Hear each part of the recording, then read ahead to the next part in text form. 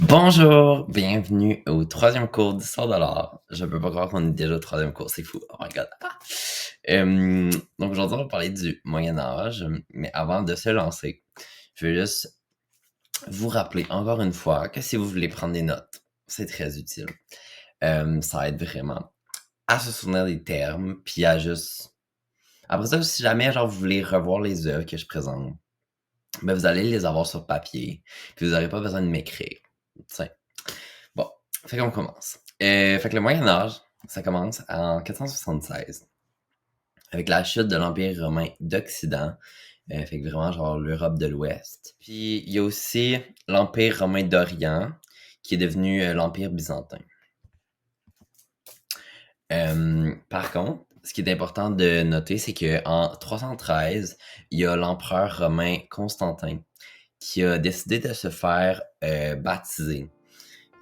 Dans le fond, il s'est converti au christianisme. Fait que ça, à partir du moment où l'empereur est devenu chrétien, l'empire est un peu devenu chrétien lui aussi.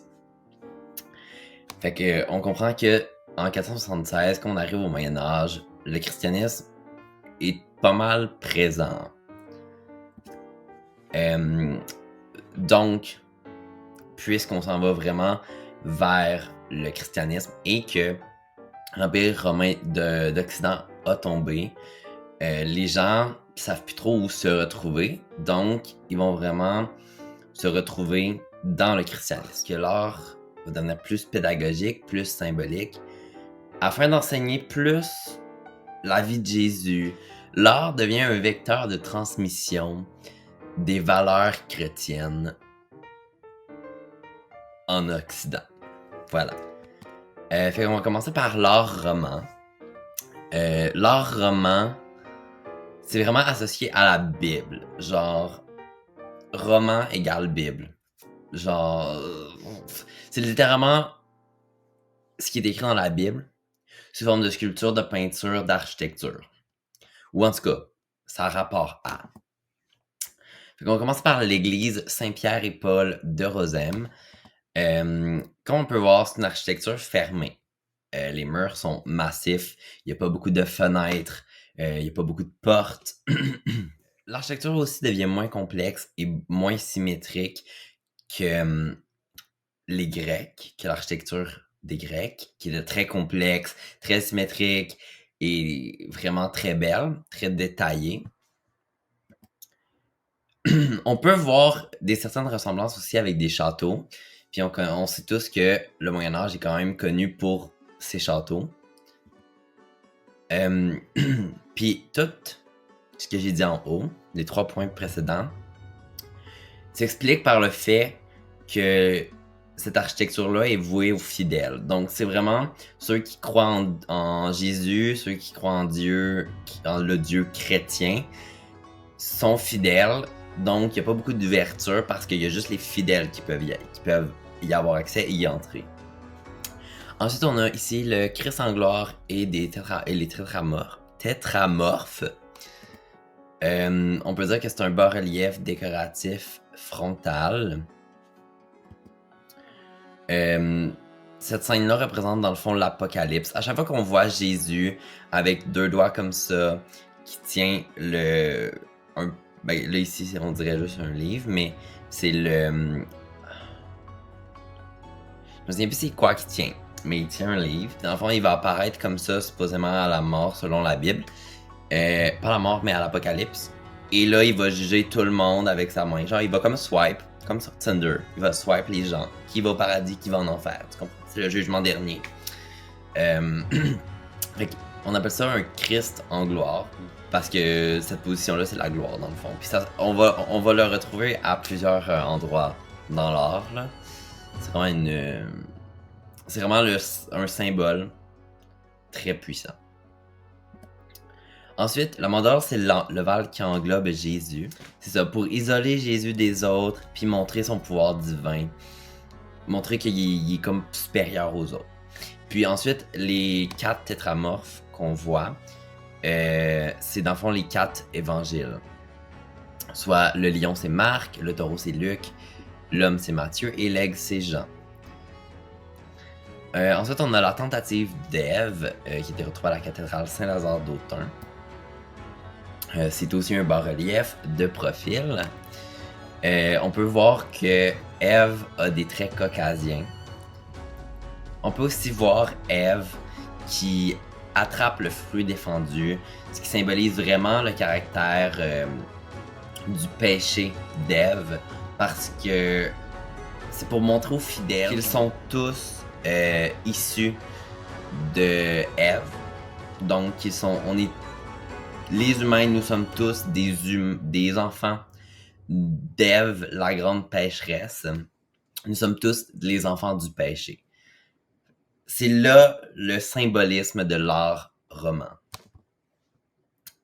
Aussi, Ève est simplifiée et elle est déformée. Elle est simplifiée justement pour symboliser quelque chose, donc ici le péché, et elle est déformée en raison de la loi du cadre. En gros, la loi du cadre, c'est que les personnages doivent entrer dans le cadre de la peinture ou de la sculpture. Donc, on va contorsionner les corps, on va toutes les courber, ou toutes des positions genre vraiment pas agréables pour que le corps du personnage entre dans le cadre de la sculpture du tableau. Comme on peut le voir ici, sur les chapiteaux de la cathédrale Saint-Lazare, qui sont symboliques et pédagogiques, comme je disais, qui montrent des scènes de la Bible ou peu importe. Puis on voit vraiment ici la loi du cadre, les corps sont vraiment comme contorsionnés dans le chapiteau, puis ils peuvent pas sortir du chapiteau tant que ça. Ensuite, on a le Christ Pantocréator au Musée national d'art de Catalunya. Ici, on peut apercevoir un autre élément très important de l'art roman. En fait, c'est de l'art religieux, en fait. Là. C'est le nimbe, qui est comme le petit cercle autour des têtes. Puis ça représente, dans le fond, les personnages divins. Fait qu'à chaque fois qu'on voit quelqu'un qui a un cercle autour de la tête, c'est un nimbe. C'est une personne nimbée. Elle est divine. Cette personne a des pouvoirs divins ou c'est un évangile, un apôtre, un Jésus, la Vierge Marie, peu importe. Ensuite, on peut aussi voir la mandorle, ici. Puis, on peut repérer les 4 évangiles encore. Tantôt, il était les 4 tétramas. Ici, on a les 4 évangiles encore, qui sont ici. Puis, ce qui est intéressant ici, c'est que la peinture a été faite, les pigments de la peinture ont été faits à partir de pierres semi-précieuses qui ont été broyées. Puis on a représenté en mauve les personnages très importants comme Jésus, ici, qui a du mauve. Et en jaune, les personnages suspects. Là, je vais me tasser pour qu'on puisse voir Judas, ici, qui est en jaune. Même si on le voit pas très bien en bas à droite, il y a Judas en jaune, parce qu'il est suspect. Donc, il y a aussi la symbolique des couleurs dans l'art roman. Ensuite, on a l'art gothique. C'est davantage une architecture qu'un art, mais il y a quand même l'art gothique. Puis l'art gothique, en fait, est divisé en 4 périodes. Donc, on a le gothique primitif, le gothique classique, le gothique rayonnant et le gothique flamboyant.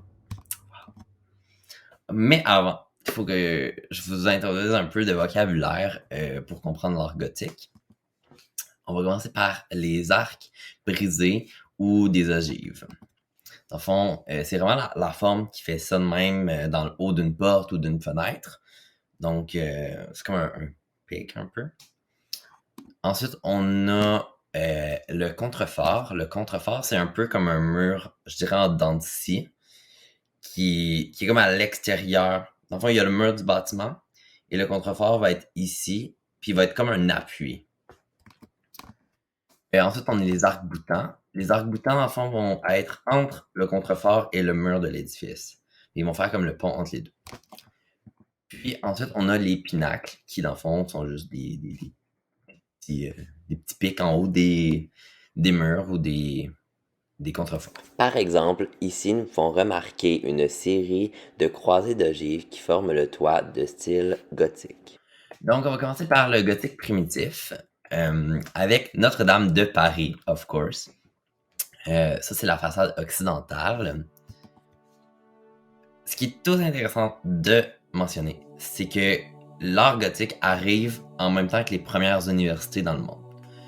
Donc, l'art gothique a été quand même inventé, créé par des personnes qui ont étudié ça, là. C'est pas juste le petit artisan du village qui a décidé de faire son église. Tu sais, c'est vraiment des personnes qui ont étudié là-dedans. L'art gothique est spirituel, évidemment, c'est des églises la majorité du temps, mais il est urbain. Genre, il est fait pour aller dans... Genre, l'art gothique est fait pour être dans une ville. C'est de l'art religieux, mais dans une ville.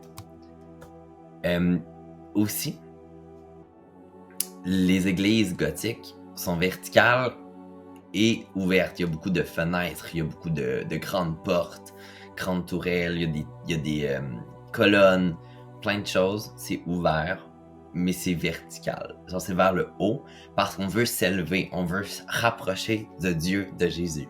On veut s'élever, voilà. Puis aussi, c'était quand même des gens intelligents qui ont fait cette architecture-là. Pas que les autres avant n'étaient pas intelligents, mais c'est des gens qui ont étudié ça à l'université. Puis ils se sont dit, ça prend de l'espace en avant.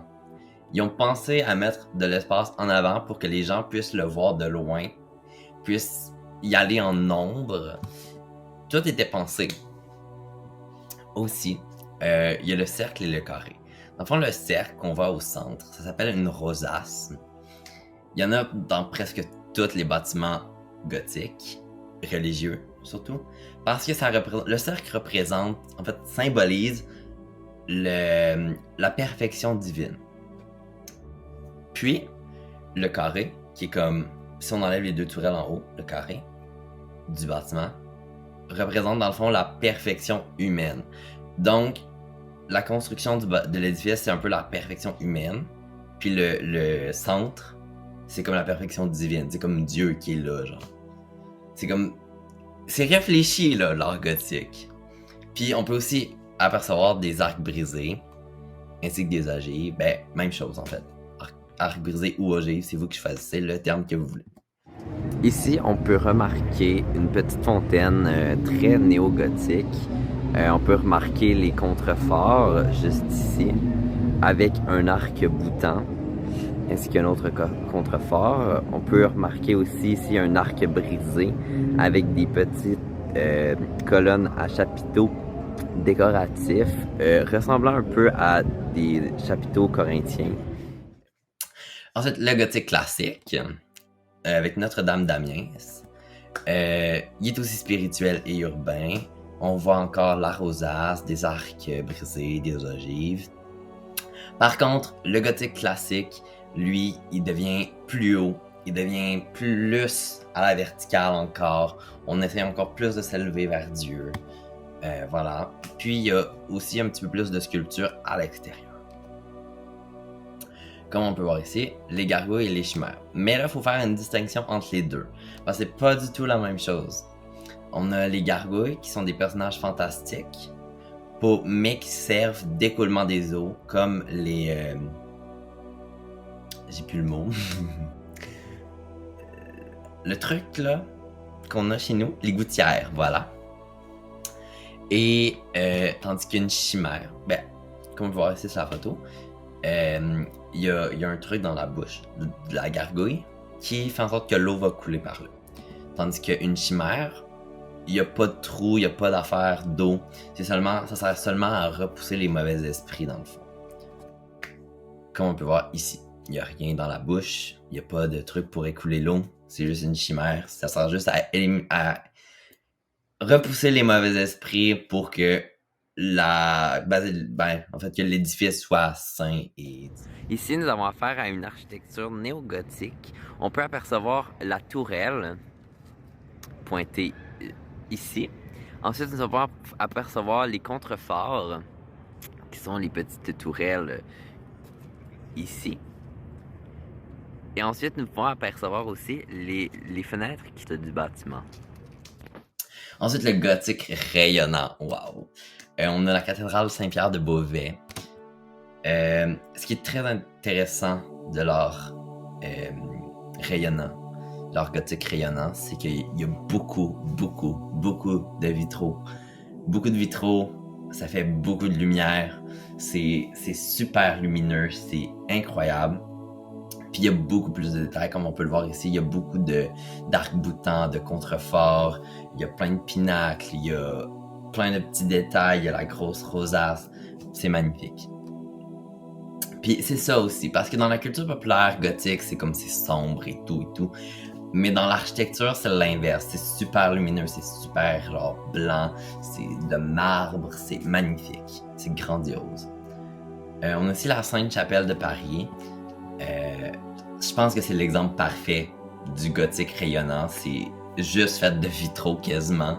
C'est incroyable. On peut même voir les ogives là, qui forment le toit. C'est incroyable. Oups. Ensuite, on a le gothique flamboyant. Ça, c'est mon favorite là. Ah, wow. Ah, la cathédrale de Milan. She's insane. She's everything. Ok. C'est un chef-d'œuvre. C'est un chef-d'œuvre de l'art religieux. C'est un chef-d'œuvre de l'architecture gothique. C'est un chef-d'œuvre incroyable. Il y a tellement de détails sur cette architecture-là. C'est incroyable. À un tel point qu'elle a jamais été finie. Parce que du moment où les architectes avaient terminé une partie, il fallait déjà qu'ils se concentrent sur une autre. Puis lorsqu'ils avaient terminé l'autre partie, ils devaient revenir sur la première pour finir genre ce qui avait été comme genre abîmé par le temps. Là. C'est être tout le temps construit, être tout le temps en rénovation, c'est incroyable.